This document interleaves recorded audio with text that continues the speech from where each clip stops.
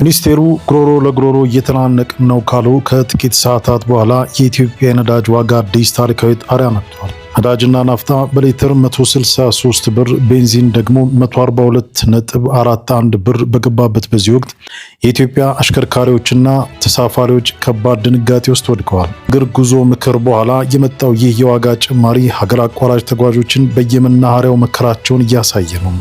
ታክሲዎች መስመር እያቆሙ ነው። ተሳፋሪዎችም በተቆረጠ ትኬት ላይ ተጨማሪ ክፍያ እንዲከፍሉ እየተገደዱ ነው። ይህ ጭማሪ የኑሮ ውድነቱን ወዴት ሊወስደው ይችላል? ዝርዝር ይዘናል።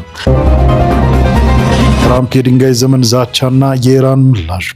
ዓለም በመካከለኛው ምስራቅ ለሚፈነዳ ታላቅ ጦርነት እየተጠባበቀች ትገኛል። ፕሬዚዳንት ዶናልድ ትራምፕ ትናንት ምሽት ባደረጉት አስፈሪ ንግግር በሚቀጥሉት 2 እና 3 ሳምንታት ውስጥ ኢራንን ወደ ድንጋይ ዘመን የሚመልስ እጅግ ኃይለኛ የአየር ድብደባ እንደሚፈጸም ዝተዋል። አሜሪካ የኢራንን የኤነርጂ መሰረተ ልማት ለመምታት ስትዝት፣ ኢራን በበኩሏ ለአሜሪካ ያላትን እምነት ዜሮ መሆኑንና ቢያንስ ለ6 ወራት ለሚዘልቅ ጦርነት ዝግጁ መሆኗን በውጭ ጉዳይ ሚኒስቴሯ በኩል አስታውቃለች። የሆርሙዝ የባህር ወሽመጥ የመዝጋት ስጋትና የዓለም ነዳጅ ዋጋ መናር ቀጠናውን ወደማይመለስበት ቀውስ ውስጥ እየከተተው ይገኛል። አዳዲስ መረጃዎችን አሰባስበናል። በሜዳ ላይ ባለው ድንቅ ብቃቱ ዓለምን እያስደመመ ያለው ወጣቱ ኮከብ ላሚን ያማል በዚህ ሳምንት ሌላ አይነት ትግል ውስጥ ገብቷል።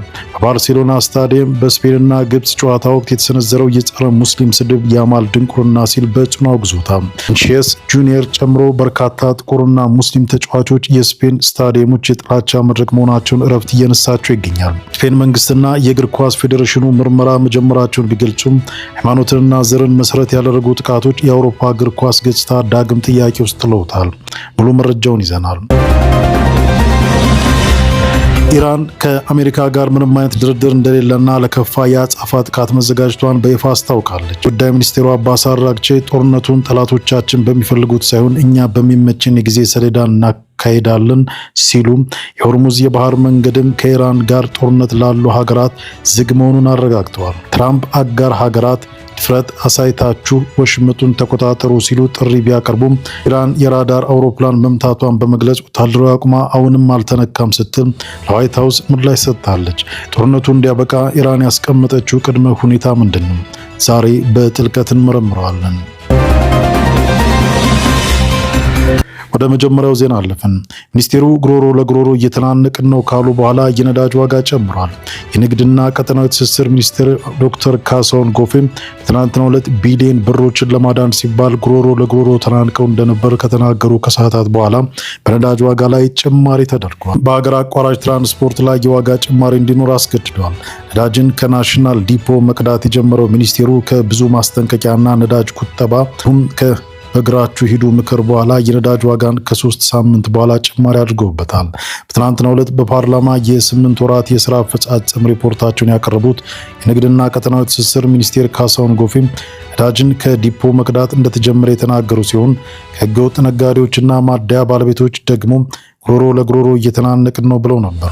አዲስ ማለዳ የነዳጅ ጭማሪ መደረጉን ነዳጅ ከቀዱ አሽከርካሪዎችና ማደያ ሰራተኞች አረጋግጣለች። ላይ በአዲሱ ዋጋ ጭማሪ ነጭ ናፍጣ በሊትር 163 ብር የገባ ሲሆን ቤንዚን ደግሞ በሊትር 142 ብር ነጥብ 41 ብር ደርሷል። ከመጋቢት 23 2018 ምሽት ጀምሮ የነዳጅ ምርቶች የችርቻሮ መሸጫ ዋጋ ላይ ጭማሪ መደረጉን የሚገልጸው የንግድና ቀጠናዊ ትስስር ሚኒስቴር ደብዳቤ የዓለም የነዳጅ ዋጋን መሰረት በማድረግ የተወሰነ መሆኑን አስረድቷል። አሁን ላይ በዓለም አቀፍ ገበያ የነዳጅ ዋጋ እየጨመረ የመጣ ሲሆን ኢትዮጵያም ይህንን ለመቋቋም የተለያዩ እርምጃዎች እየወሰደች ነው። የንግድና ቱሪዝም ቋሚ ኮሚቴ በትናንትናው ዕለት የነዳጅ መወደድ ማህበረሰቡን ከፍተኛ የትራንስፖርት ወጪ መዳረጉን አንስቶ ሚኒስቴሩ ይህን ታሳቢ ያደረገ እንቅስቃሴ እንዲያደርግ አስቦ ነበር። አዲስ ማለዳ በዛሬው ዕለት ላምበረት መናኸሪያ ምልከታ ያደረገች ሲሆን ነዳጅ መጨመሩ ምክንያት አገልግሎት የትራንስፖርት አገልግሎት ሰጪዎች በተቆረጠ ትኬት ላይ ዋጋ እያስጨመሩ እንደነበር ተመልክታለች። ይህ በፌዴራል ደረጃ የትራንስፖርት ስምሪት የሚካሄድበት ሲሆን ብር 200 እስከ 400 ድረስ ጭማሪ እየተደረገበት ነበር። ተሽከርካሪው ከመናኸሪያ ከመውጣቱ በፊት ዋጋ ጨምሩ በሚባልበት ሰዓት ከቆረጥን በኋላ አንጨምርም በሚል ከፍተኛ ክርክር ነው። ላብነትም ከአዲስ አበባ ተነስቶ ደሴ የሚሄድ ሀገር አቋራጭ መኪና ማለዳ 11 ሰዓት ከ30 ላይ 715 ብር ከቆረጠ በኋላ ተሳፋሪዎች ቦታቸውን እንዳያዙ 200 ብር እንዲጨምሩ ተደርጓል። ሌላው አዲስ ማለዳ ያነጋገረችው የታክሲ አሽከርካሪ ቀንም ሌትም ተሰልፎ ነዳጅ የቀዳ ሲሆን የሚሰራውና ነዳጅ የሚቀዳበት ፈጽሞ የተለያየ እንደሆነ ያስረዳል። ከመገናኛ ወደ 4 ኪሎ ስምሪት የሚሰራው ይህ አሽከርካሪ አሁን ላይ የሞላው ነዳጅ እንዳለቀ መኪናውን አቆማለሁ፣ ተሰልፌ የማገኘው አይመስለኝም፣ ቢገኝም በዚህ ዋጋ መስራት አያዋጣም ሲል አስተያየቱን አጋርቷል። አሁን ላይ ማደያዎች በከፍተኛ ሁኔታ በዋና ዋና መንገዶች ላይ ሁለት ዙርና በተቃራኒ መንገዶች ጭምር ከፍተኛ ሰልፍ አለ። አሽከርካሪዎች ነዳጅ ለማግኘት ሰልፈው ማደርና መዋል የተለመደ ቢሆንም ግን አሁን ላይ የሚሰለፉት አግኘውን በሚል ተስፋ በቆረጠ ስሜት ተጭኗቸው እንደሆነ አዲስ ማለዳ ካነጋገረቻቸው አሽከርካሪዎች ለማወቅ ተችሏል። አሁን ላይ በአዲስ አበባ ከፍተኛ የሆነ የህዝብ ትራንስፖርት መጨናነቅ ያለ ሲሆን አንዳንድ ቦታዎች ላይ እስከ 1 ሰዓት ድረስ ቆሞ መጠበቅ ግዴታ ሲሆን አገልግሎት እየሰጡ ያሉት ደግሞ የብዙሃን ትራንስፖርት አውቶቡሶች ናቸው። በድንጋይ ዘመን እንመልሳቸዋለን ሲሉ ፕሬዚዳንት ትራምፕ ዛቱ። አሜሪካ በኢራን ላይ ከፈተችውን ጥቃት እንደምታጠናክር አስጠነቀቀች። ኢራንም አሰቃቂ የተባለ የአጸፋ ጥቃት እንደምትሰነዝር ዝታለች። የአሜሪካው ፕሬዚዳንት ዶናልድ ትራምፕ ትናንት ምሽት ለሀገሪቱ ህዝብ ባደረጉት የቴሌቪዥን ንግግር በኢራን ላይ የተጀመረው ወታደራዊ ዘመቻ ግቡን ለመምታት መቃረቡን ገልጸዋል። ሆኖም በሚቀጥሉት 2 እና 3 ሳምንታት ውስጥ ጥቃቱ በከፍተኛ ሁኔታ እንደሚጠናከርና ኢራንን ወደ ድንጋይ ዘመን እንደሚመልሷት አስጠንቅቀዋል። ኢራን በበኩሏ በአሜሪካና በእስራኤል ላይ አሰቃቂ አጸፋ ጥቃት እንደምትሰነዝር ዝታለች። የኢራን ወታደራዊ አመራሮች በአሜሪካና በእስራኤል ላይ አሰቃቂ ጥቃት ለመሰንዘር መዘጋጀታቸውን አስታውቀዋል። ይህ የኢራን ዛቻ የመጣው የዩናይትድ ስቴትሱ ፕሬዚዳንት ዶናልድ ትራምፕ ኢራንን ወደ ድንጋይ ዘመን እንመልሳለን ሲሉ በሰጡት ጠንካራ ማስጠንቀቂያ ማግስት ነው። ፕሬዚዳንት ዶናልድ ትራምፕ በሚቀጥሉት ጥቂት ሳምንታት ውስጥ በኢራን ላይ የሚሰነዘረው የአየር ድብደባ እንደሚጠናከር ገልጸዋል። ትራምፕ በንግግራቸው ወቅት ኢራን የቀጠናውን ሰላም የምታውክ ከሆነና አሜሪካን የምትተነኩስ ከሆነ ኢራን ቦምብ በመጣል ወደ ድንጋይ ዘመን እንመልሳታለን ሲሉ እጅግ ጠንካራና አስፈሪ ቃላትን ተጠቅመዋል። እዚህ ንግግር አፋጣኝ ምላሽ የሰጡት የኢራን ከፍተኛ ወታደራዊ መኮንኖች ማንኛውም በሀገሪቱ ላይ የሚሰነዘር ጥቃት በአሜሪካ ጥቅም ቀጠናዎችና በእስራኤል ላይ የማይታሰብ ጥፋት እንደሚያስከትል አስታውቀዋል። በመካከለኛው ምስራቅ የሚገኘው የአሜሪካ የጦር ሰፈሮች በሙሉ በሚሳኤሎቻችን ክልል ውስጥ ናቸው ያሉት ወታደራዊ መኮንኑ እስራኤል ለምትሰነዝረው ለማንኛውም ትንኮሳ አሰቃቂ ምላሽ ይሰጣታል ብለዋል። ኢራን ራሷን ለመከላከል ወደ ኋላ አትልም ሲል አስገንዝበዋል። በሁለቱ ሀገራት መካከል ያለው የቃላት ጦርነት ወደ ቀጥተኛ ወታደራዊ ግጭት ያመራል የሚለው ስጋት በዓለም አቀፍ ደረጃ ከፍተኛ ሆኗል። በተለይም በሆርሙዝ የባህር ወሽመጥ በኩል የሚደረገው የነዳጅ ዝውውር ሊስተጓጎል ይችላል የሚለው ስጋት የነዳጅ ዋጋን ሰማይ እንዲነካ አድርጎታል።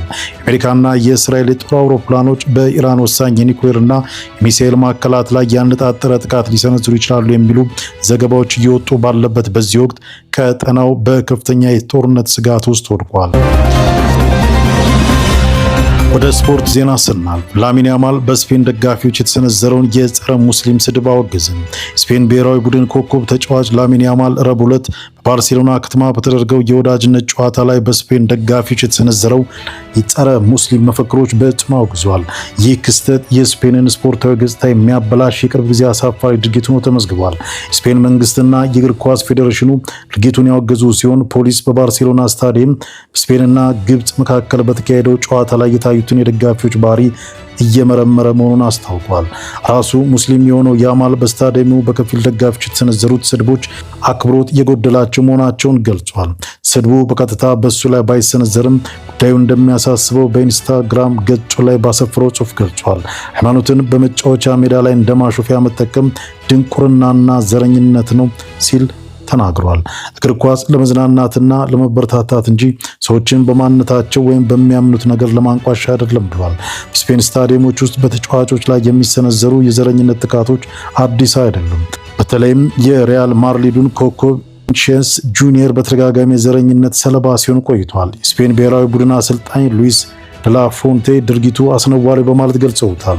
ፊፋ እስካሁን ስለ ሁኔታው አስተያየት ለመስጠት ጥያቄ ቢቀርብለትም ምላሽ አልሰጠም። የስፔን ስፖርት ሚኒስቴር ሚላግሮስ ቶሎን በበኩላቸው ጥላቻ፣ ዘረኝነትና የሃይማኖት አድሎ በስታዲየሞቻችን ሆነ በህብረተሰባችን ውስጥ ቦታ የላቸውም ሲሉ አቋማቸውን ገልጸዋል።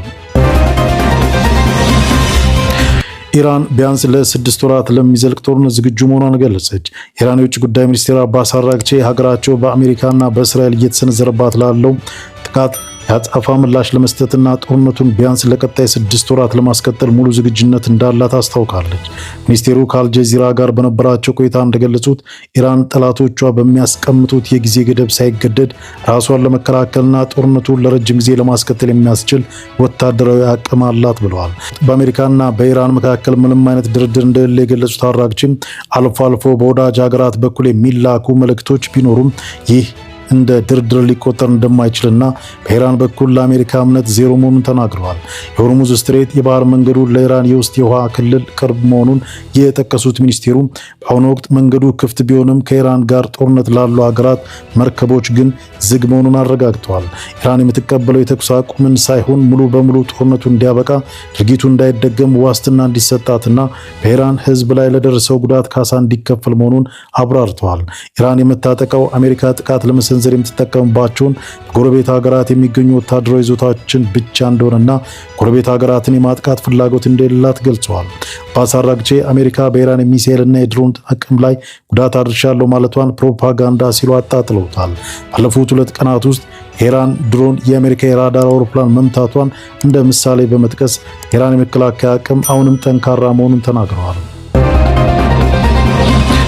ፕሬዚዳንት ትራምፕ በሚቀጥሉት 2 ወይም 3 ሳምንታት ውስጥ ኢራንን በኃይለኛው እንደሚመቱ ተናገሩ።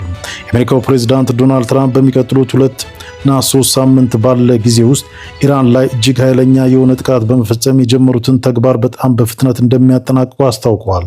ትራምፕ ትናንት ምሽት ለሀገሪቱ ሕዝብ ባደረጉት በቴሌቪዥን የተላለፈ ንግግር የአሜሪካ ጦር በኢራን ጦር ሊያሳካ የፈለጋቸው ግቦች ላይ ለመድረስ መቃረቡን ገልጸዋል። ጦርነቱ መቼ ይጠናቀቃል ለሚለው ግን የጊዜ ሰሌዳ ከመስጠት ተቆጥበዋል። ትራምፕ ባደረጉት ንግግር በኢራን በተዘጋው የሆርሙዝ ወሽመጥ በኩል የሚያልፉ ነዳጅ የሚረከቡ ሀገራት ድፍረት በማሳየት ወሳኙን መተላለፊያ እንዲቆጣጠሩ ጠይቀዋል። ትራምፕ 20 ደቂቃ ገደማ የፈጀው የዋይት ሃውስ ንግግራቸው አሜሪካ በዚህ ጦርነት የያዘቻቸው ዋነኛ ስትራቴጂክ ግቦች ሊጠናቀቁ እንደተቃረቡ ተናግረዋል። የኢራን ባህር ኃይል የድሮንና ባላስቲክ ሚሳኤል ጦሮች ተደምስሰዋል ብለዋል። በጣም በአጭር ጊዜ ውስጥ በሚቀጥለው ከ2 እስከ 3 ሳምንት በሚሆን ጊዜ ውስጥ እጅግ በኃይለኛው እንመታቸዋለን ሲሉ ዝተዋል። ፕሬዚዳንቱ ከኢራን አመራር ጋር እየተካሄደ ነው ስላሉት ንግግር ዝርዝር መረጃ ከመስጠት ተቆጥበዋል።